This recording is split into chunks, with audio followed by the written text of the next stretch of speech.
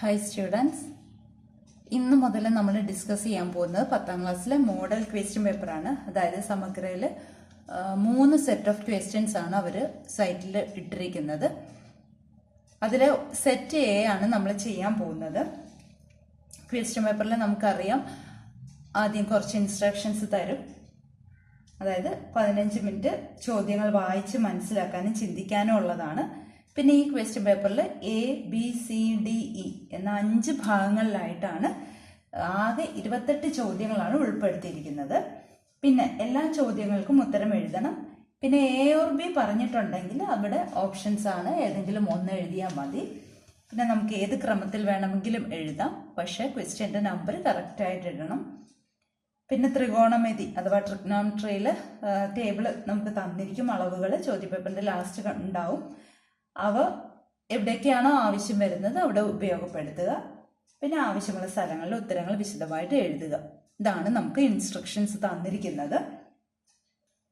പിന്നെ സെക്ഷൻ എയിൽ 8 ക്വസ്റ്റ്യൻസ് ആണ് ഉള്ളത്. ഓരോ ക്വസ്റ്റ്യൻസിനും ഓരോ മാർക്കാണ്. നമ്മൾ അതാണ് ഇപ്പം ഇവിടെ ഡിസ്കസ് ചെയ്യുന്നത്. അപ്പോൾ ഒന്നാമത്തെ ചോദ്യം ഇതാണ്: which of the numbers below is A term of the arithmetic sequence 2, 5, 8 etcetera. ഇവിടെ ഓപ്ഷൻസ് 4 തന്നിട്ടുണ്ട്.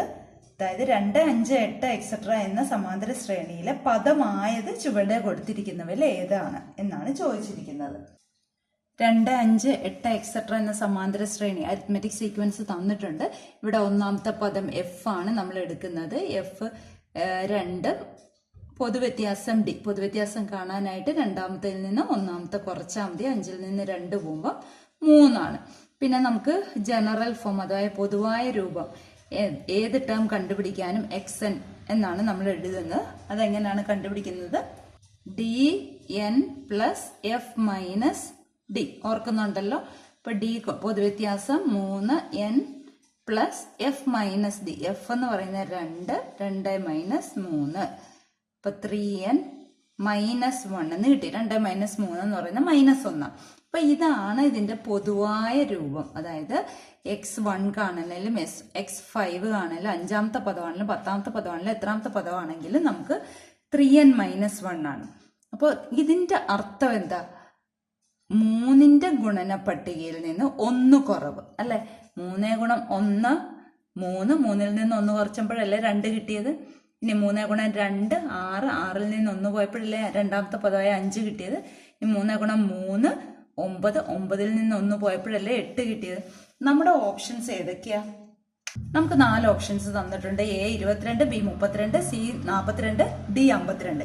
ഇതിലേതാണ് 3ന്റെ ഗുണിതത്തിൽ നിന്ന് 1 കുറവുള്ളത് നോക്കണം. ഇവിടെ 3ന്റെ ഗുണിതത്തിൽ നിന്ന് 1 കുറവാണോ? അതായത് 3ന്റെ ഗുണിതം 23 വരണം, എന്നാലേ 1 കുറയ്ക്കുമ്പോൾ 22 വരത്തുള്ളൂ. 3ന്റെ ടേബിളിൽ 23 വരുന്നില്ല. അപ്പൊ അതല്ലല്ലോ. ഇനി 3ന്റെ ടേബിളിൽ 33 വന്നിട്ട് 1 കുറച്ചപ്പോഴല്ലേ 32 കിട്ടിയത്. 3 ഗുണം 11 ആണ് 33. 33ൽ നിന്ന് 1 കുറച്ചപ്പോൾ 32 കിട്ടി. അപ്പൊ ഇതല്ലേ ആൻസർ. കറക്റ്റ് ഓപ്ഷൻ ഏതാണ്? ബി. ക്ലിയർ ആയോ? ഇനി ഇവിടെ നോക്കിക്കേ, 43 വരണം, നല്ല 1 കുറയ്ക്കുമ്പോൾ 42 കിട്ടത്തുള്ളൂ. 43 3ന്റെ ടേബിളിൽ ഇല്ല. ഇവിടെ 53 വരണം, എന്നാലേ 1 കുറയ്ക്കുമ്പോൾ 52 ആവത്തുള്ളൂ. 53 3ന്റെ ഗുണിതത്തിൽ ഇല്ല. അപ്പോൾ ഓപ്ഷൻ ബി. ഇനി രണ്ടാമത്തെ ചോദ്യം നോക്കാം. രണ്ടാമത്തെ ചോദ്യം ഇതാണ്: the scores of 8 students in an exam are given below. 30, 36, 41, 44, 28, 33, 44, 40. What is the median score? അതായത് ഒരു പരീക്ഷയിൽ 8 കുട്ടികൾക്ക് കിട്ടിയ മാർക്കുകളാണ് തന്നിരിക്കുന്നത്. അതിന്റെ മധ്യമ സ്കോറാണ് എത്രയാണെന്നാണ് ചോദിച്ചിരിക്കുന്നത്. ഇവിടെ ഓപ്ഷൻസ് തന്നിട്ടുണ്ട് 4. നമുക്കിവിടെ മീഡിയൻ അഥവാ മധ്യമ സ്കോറാണ് വേണ്ടത്. നമുക്കറിയാം മീഡിയൻ കാണാനായിട്ട് ഇതിനെ അസെൻഡിങ് ഓർഡറിൽ ആരോഹണ ക്രമത്തിൽ എഴുതണം. അതായത് ചെറുതിൽ നിന്ന് വലുതിലേക്ക് എഴുതണം. ഇവിടെ ഏറ്റവും ചെറുത് 28 ആണ്. പിന്നെ വരുന്നത് 30, 33, 36, 40, 41, 44 2 പ്രാവശ്യം വന്നിട്ടുണ്ട്. എണ്ണി നോക്കുക കറക്റ്റ് ആണോ എന്ന്. 8 കുട്ടികളുടെ ആണ്. 2, 4, 6, 8 8 പേര്. 8 എന്നുള്ളത് ഇരട്ട സംഖ്യ ആയതുകൊണ്ട് നടുക്ക് 2 വരും അല്ലെ? അപ്പൊ 36 40 ആണ് നടുക്ക് വന്നിരിക്കുന്നത്. അതിന്റെ ആവറേജ് അഥവാ മാധ്യമാണ് കാണേണ്ടത്. അതായത് അവ തമ്മിൽ കൂട്ടിയിട്ട് പകുതി കാണുക. അതായത് 76ന്റെ പകുതി 38 ആണ് മധ്യമ സ്കോർ അഥവാ മീഡിയൻ സ്കോർ.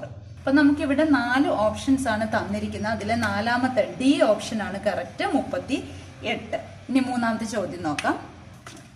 3ാമത്തെ ചോദ്യം ഇതാണ്: which of the points below is on the line through 2, 5 parallel to the x axis. ഇവിടെ 4 പോയിന്റ്സ് തന്നിട്ടുണ്ട്. 2, 5 എന്ന ബിന്ദുവിലൂടെ എക്സ് അക്ഷത്തിന് സമാന്തരമായി ഒരു വര വരയ്ക്കുന്നു. ചുവടെ കൊടുത്തിരിക്കുന്ന ഏത് ബിന്ദുവിലൂടെയാണ് ഈ വര കടന്നു പോകുന്നത്?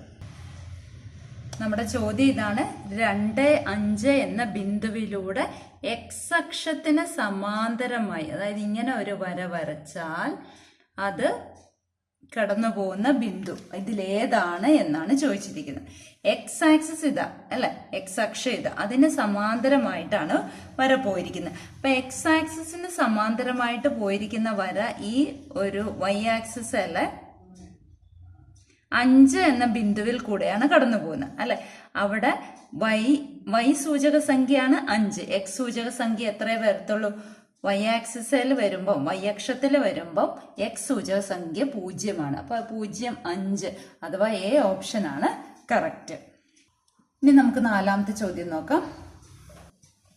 4ാമത്തെ ചോദ്യം ഇതാണ്: the surface area of a sphere is 40 square centimetres. If it is cut into 2 equal hemispheres, what would be the surface area of each in square centimeters? അതായത് ഒരു ഗോളത്തിന്റെ ഉപരിതല പരപ്പളവ് 40 ചതുരശ്ര സെന്റിമീറ്റർ ആണ്. ഈ ഗോളം മുറിച്ച് 2 തുല്യ അർദ്ധഗോളങ്ങളാക്കിയാൽ ഒന്നിന്റെ ഉപരിതല പരപ്പളവ് എത്ര ചതുരശ്ര സെന്റിമീറ്റർ ആയിരിക്കും എന്നാണ് ചോദിച്ചിരിക്കുന്നത്. അപ്പൊ നമുക്ക് അറിയാം, ഗോളം എന്ന് പറഞ്ഞാല് സ്ഫിയർ, അതിനെ 2 അർദ്ധഗോളങ്ങളായിട്ട് മുറിച്ചപ്പോ ഇവിടെ നമ്മൾ എപ്പോഴും എടുക്കേണ്ടത് സോളിഡ് കട്ടിയായ സ്ഫിയർ ആണ് എടുക്കുന്നത്. അപ്പോ നമുക്ക് ഒരെണ്ണത്തിന്റെ ഉപരിതല പരപ്പളവാണ് ചോദിച്ചിരിക്കുന്നത്.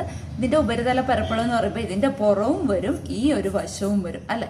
ഇതിന്റെ പുറം കിട്ടാനായിട്ട് എത്രയാ?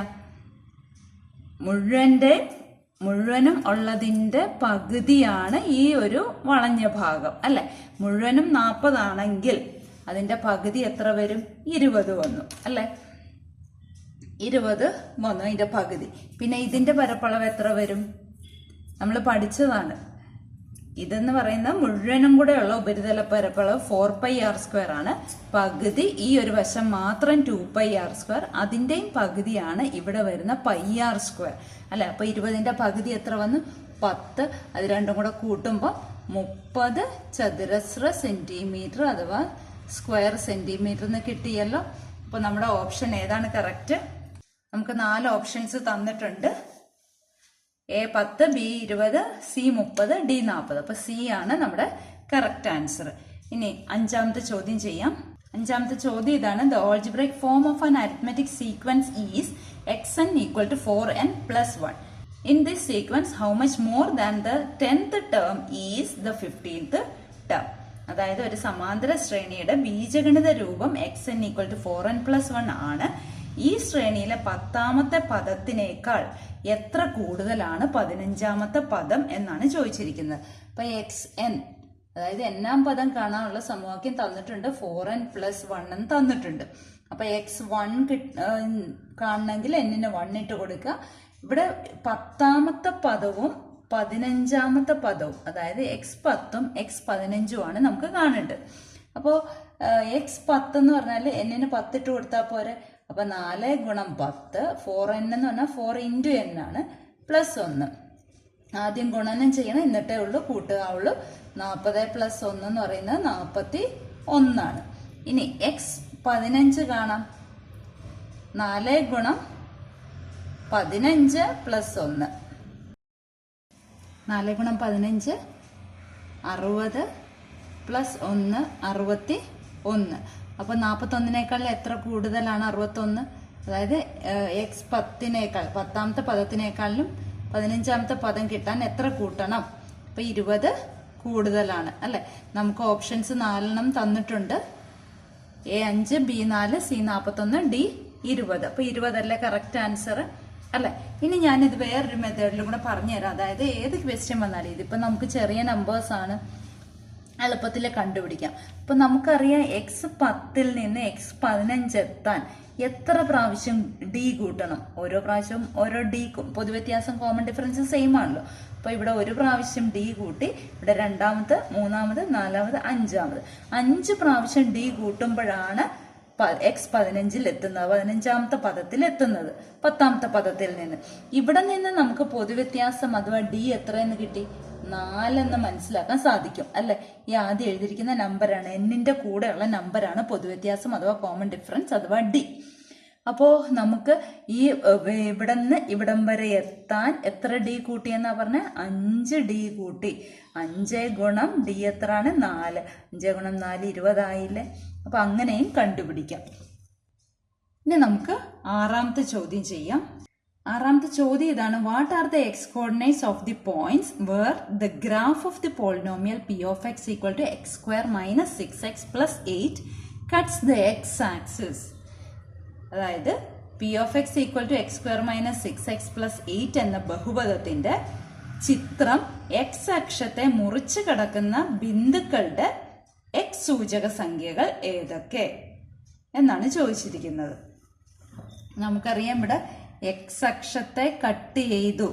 അപ്പോൾ അങ്ങനെ ചോദ്യം വരുമ്പോൾ ഈ തന്നിരിക്കുന്ന പോളിനോമിയലിന്റെ അഥവാ ബഹുപദത്തിന്റെ സൊല്യൂഷൻ അഥവാ പരിഹാരം കണ്ടുപിടിച്ചാൽ മതി അല്ലേ. നമ്മുടെ ബഹുപദം അഥവാ പോളിനോമിയൽ x² - 6x + 8 ആണ്. അപ്പൊ അത് ഈക്വൽ ടു 0 എന്ന് എഴുതിയിട്ട് ഇതിന്റെ സൊല്യൂഷൻ അഥവാ പരിഹാരങ്ങൾ കാണുക. നമുക്കറിയാം ഇത് എളുപ്പമാണ് അല്ലെ. അതായത് അവസാനത്തെ നമ്പർ, ഒറ്റയ്ക്ക് നിൽക്കുന്ന നമ്പറിന്റെ ഘടകങ്ങൾ ഫാക്ടേഴ്സ് എടുക്കുക. 1 ഗുണം 4, 1 ഗുണം 8ഉം 2 ഗുണം 4ഉം ആണ് ഉള്ളത്. പക്ഷെ ഇവിടെ കൂട്ടുമ്പോൾ നെഗറ്റീവ് സംഖ്യ വരണം. അപ്പൊ കൂട്ടുമ്പോൾ നെഗറ്റീവ് വരണമെങ്കിൽ നമ്മൾ ഈ 1ഉം 8ഉം കൂടെ കൂട്ടുമ്പോൾ നെഗറ്റീവ് വരികയില്ല അല്ലെ. ഇപ്പൊ 2 നെഗറ്റീവ് വരണമെങ്കിൽ എന്താ? കൂട്ടുമ്പോൾ നെഗറ്റീവ് വരണമെങ്കിൽ 2ഉം നെഗറ്റീവ് ആകണം. എന്നാലല്ലേ ഗുണിക്കുമ്പോൾ പോസിറ്റീവും കൂട്ടുമ്പോൾ നെഗറ്റീവും വരത്തുള്ളൂ. അപ്പോൾ നെഗറ്റീവ് ഇൻറ്റു നെഗറ്റീവ് പോസിറ്റീവ് ആണ്. അപ്പോൾ പ്രോഡക്റ്റിൽ പോസിറ്റീവ് വന്നു, കൂട്ടുമ്പോൾ 2ഉം കൂടെ നെഗറ്റീവ് ആയിക്കോളും. ഇവിടെ ഏത് ഓപ്ഷനാണ് കറക്റ്റ്?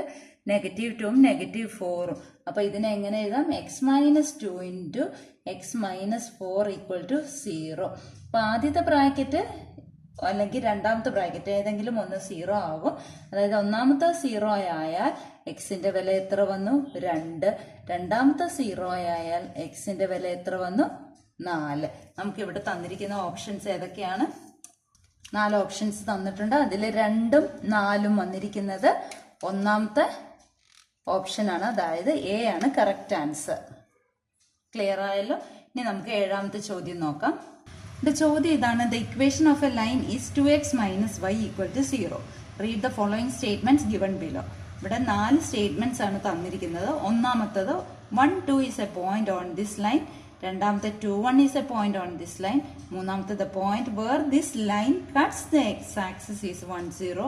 നാലാമത്തെ the y coordinate of each point on this line is twice the x coordinate. Now choose the correct answer from those given below. അപ്പോൾ ഇവിടെ 4 കാര്യങ്ങളാണ് പറഞ്ഞിരിക്കുന്നത്. അതിനകത്തുനിന്ന് ശരിയായിട്ടുള്ളതിന് തിരഞ്ഞെടുക്കണം അല്ലെ. ഒരു വരയുടെ സമവാക്യം തന്നിട്ടുണ്ട് 2x - y = 0. ഈ വരയെക്കുറിച്ചുള്ള ചില കാര്യങ്ങൾ, അതായത് 1, 2 ഈ വരയിലെ ബിന്ദു ആണെന്നും, രണ്ടാമത്തെ പോയിന്റ് 2, 1 ഈ വരയിലെ ബിന്ദു ആണെന്ന്, മൂന്നാമത്തെ പോയിന്റ് ഈ വര x അക്ഷത്തെ മുറിക്കുന്ന ബിന്ദു 1, 0 ആണെന്നും, നാലാമത്തെ ഈ വരയിലെ ഏത് ബിന്ദുവിന്റെയും x സൂചക സംഖ്യയുടെ 2 മടങ്ങാണ് y സൂചക സംഖ്യ എന്നുമാണ് പറഞ്ഞിരിക്കുന്നത്. Equation 2x - y = 0. അപ്പൊ ഇതിനകത്ത് ഒന്നാമത്തെ ഓപ്ഷൻ, അതായത് നമ്മളോട് ശരിയാണോ തെറ്റാണോ എന്ന് കണ്ടുപിടിക്കാൻ ചോദിച്ചിരിക്കുന്ന 1, 2 എന്ന ബിന്ദു ഈ വരയിലാണോ അല്ലയോ നോക്കണം. ഈ വരയിലാണെങ്കിൽ ആദ്യത്തെ നമ്പർ എക്സ് സൂചക സംഖ്യ, രണ്ടാമത്തെ നമ്പർ വൈ സൂചക സംഖ്യ. അത് ഇതിനകത്തേക്ക് ഇട്ട് കൊടുക്കുമ്പോൾ ഉത്തരം 0 കിട്ടണം അല്ലെ. അപ്പൊ 2 എക്സ് എന്ന് പറഞ്ഞാൽ 2 ഇൻറ്റു എക്സ്. എക്സ് എത്രയാണ്? 1 മൈനസ് വൈ എത്രയാണ്? 2. ഇപ്പൊ 2 ഗുണം 1 2, 2 മൈനസ് 2 0 ആയില്ലേ. അപ്പൊ ഇത് ശരിയായില്ലേ. അപ്പൊ ഒന്നാമത്തെ പോയിന്റ്, അതായത് 1 2 ഈ വരയിലെ ബിന്ദു ആണ് എന്നുള്ളത് ശരിയായി. മനസ്സിലായല്ലോ. ഇനി രണ്ടാമത് നമ്മളോട് ചോദിച്ചിരിക്കുന്നത് ചെക്ക് ചെയ്യാനായിട്ട് 2 1 ഇത് ഈ വരയിലെ ബിന്ദു ആണോ അല്ലയോ. അപ്പൊ ഇതേപോലെ തന്നെ നമുക്ക് ചെക്ക് ചെയ്യാം. 2 എന്നുള്ളത് എക്സിന്റെ വിലയും വൈയുടെ സൂചക സംഖ്യ 1 ആണ്. അപ്പൊ 2 ഇൻറ്റു എക്സ് സൂചക സംഖ്യ 2 മൈനസ് വൈ സൂചക സംഖ്യ 1. 2 ഗുണം 2 4, 4 മൈനസ് 1 0 ആയോ? ഇല്ല. അപ്പൊ ഇത് ശരിയായോ? ഇല്ല. അപ്പൊ ഒന്നാമത്തെ ശരിയാന്ന് കിട്ടി, രണ്ടാമത്തെ തെറ്റാന്ന് മനസ്സിലായി. ഇനി മൂന്നാമത്തെ ഓപ്ഷൻ പറഞ്ഞിരിക്കുന്നത് ഈ വര എക്സ് അക്ഷത്തെ മുറിക്കുന്ന ബിന്ദു 1 0 ആണ്. എക്സ് അക്ഷത്തെ മുറിക്കുമ്പോൾ വൈ സൂചക സംഖ്യ 0 ആണ്. നമ്മളോട് തന്നിരിക്കുന്ന 1 0. അപ്പൊ നമുക്ക് അത് ഇവിടെ ഇട്ട് നോക്കാം. അപ്പൊ 2 ഗുണം 1 മൈനസ് 0. 2 ഗുണം 1 2, 2 മൈനസ് 0 0 ആയിട്ട് വരുന്നുണ്ടോ? ഇല്ല. അപ്പൊ ഇത് ശരിയായോ? ഇല്ല. ഇനി നാലാമത്തത് ഈ വരയിലെ ഏത് ബിന്ദുവിന്റെയും എക്സ് സൂചക സംഖ്യയുടെ 2 മടങ്ങാണ് വൈ സൂചക സംഖ്യ. നമ്മുടെ ഇക്വേഷൻ എന്താ? 2x minus Y equal to 0 അല്ലേ. ഈ മൈനസ് വൈ അപ്പുറത്തോട്ട് കൊണ്ടുപോകുമ്പോൾ 2x ഈക്വൽ ടു വൈ എന്നായാലോ. ഇതിന്റെ അർത്ഥം എന്താ? 2 times x equal to y എന്നല്ലേ. അതല്ലേ തന്നിരിക്കുന്നത്. അതായത് എക്സിന് ഏത് വാല്യൂ വേണേലും ഇട്ട് കൊടുത്തോ. അപ്പൊ വൈ എന്തായിരിക്കും? എക്സിന്റെ 2 ടൈംസ് ആയിരിക്കും, 2 മടങ്ങായിരിക്കും. അപ്പൊ അത് ശരിയല്ലേ. അപ്പൊ ഏതൊക്കെയാണ് ശരി? ഒന്നാമത്തതും നാലാമത്തതും ശരിയാണ്. അപ്പൊ നമുക്കിവിടെ ഓപ്ഷൻസിൽ നിന്ന് അത് സെലക്ട് ചെയ്യാമല്ലോ. അപ്പൊ നമുക്ക് ബി ആൻസർ ആണ് കറക്റ്റ്. ഇനി നമുക്ക് എട്ടാമത്തെ ചോദ്യം ചെയ്യാം. അതായത് ഒന്നാമത്തെ എ സെക്ഷനിലെ ലാസ്റ്റ് ക്വസ്റ്റ്യൻ ആണത്. ഇവിടെ read the 2 statements below. Statement 1, in a triangle with angles 50 degree, 60 degree, 70 degree, the ratio of the sides is sin 50 is to sin 60 is to sin 70. രണ്ടാമത്തെ statement, the length of each side of a triangle is the product of the sine of the opposite angle and the diameter of the circumcircle. Now choose the correct answer from those given below. അതായത് ചുവടെയുള്ള 2 പ്രസ്താവനകൾ വായിക്കണം. പ്രസ്താവന 1, കോണുകൾ 50 degree 60 degree 70 degree ആയ ഒരു ത്രികോണത്തിന്റെ വശങ്ങളുടെ അംശബന്ധം sine 50 is to sine 60 is to sine 70 ആണ്. രണ്ടാമത്തെ പ്രസ്താവന, ത്രികോണത്തിന്റെ ഒരു വശത്തിന്റെ നീളം അതിന്റെ എതിർകോണിന്റെ സൈനിനെ പരിവൃത്ത വ്യാസം കൊണ്ട് ഗുണിച്ചതാണ്. എന്നിട്ട് താഴെ പറയുന്നവയിൽ ശരിയായത് കണ്ടുപിടിക്കാനാണ് പറഞ്ഞിരിക്കുന്നത് അല്ലെ. അപ്പൊ നമുക്കിവിടെ ഫിഗർ തന്നിട്ടുമുണ്ട്. ഇവിടെ ത്രികോണവും അതിന്റെ പരിവൃത്തവും ഞാൻ വരച്ചിട്ടുണ്ട്. ഇവിടെ ത്രികോണത്തിന് ഞാൻ പേര് കൊടുക്കാൻ പോവാണ്, ABC.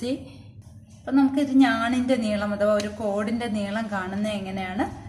ഇപ്പൊ BC ഒരു കോഡാണ് അഥവാ ഞാനാണ്. BC equal to 2R sine, BCയുടെ നേരെ എതിരെയുള്ള കോൺ A ആണല്ലോ, ഇത് നമ്മൾ പഠിച്ചതാണ്.